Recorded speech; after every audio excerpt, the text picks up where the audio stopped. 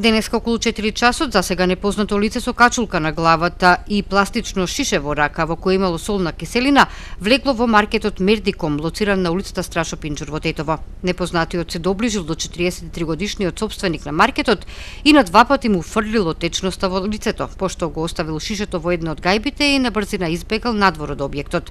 Исплашен за своето здравје и живот, оштетениот веднаш се јавил кај своји роднини и за кусо време пренесен е во Тетовската клиничка болница, укажана му е лекарска помош и пуштен е дома. Во координација со јавен обвинител извршен е увид, пронајдено е и подигнато за вештачење пластичното шише и се преземаат активности за откривање на сторителот и целосно расчистување на случајот.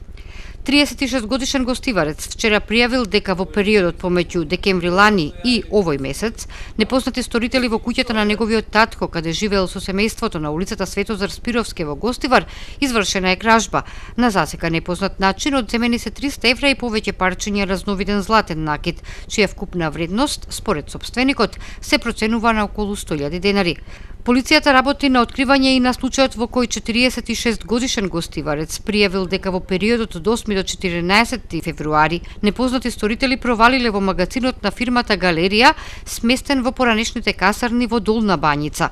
По провалувањето тие одзеле 25 столчиња за трпезарија, машина за садови, електричен шпорет и фрижидер. Материјалната штета според пријавителот се проценува на 110.000 денари. Полицијата информира и за сообраќајна незгода која се случила синоќа околу 19 часот и 40 минути на автопатот Гостивар Тетово во близината на надвозникот за Горно Седларце. Патничко возило Дачија Логан со прилепски регистарски ознаки загубило контрола, излетало, се превртело и се запалило. За среќа, возачот кој од Неготино на Вардар завршил само со телесни повреди, пренесен е во Тетовската клиничка болница и задржан за обсервирање.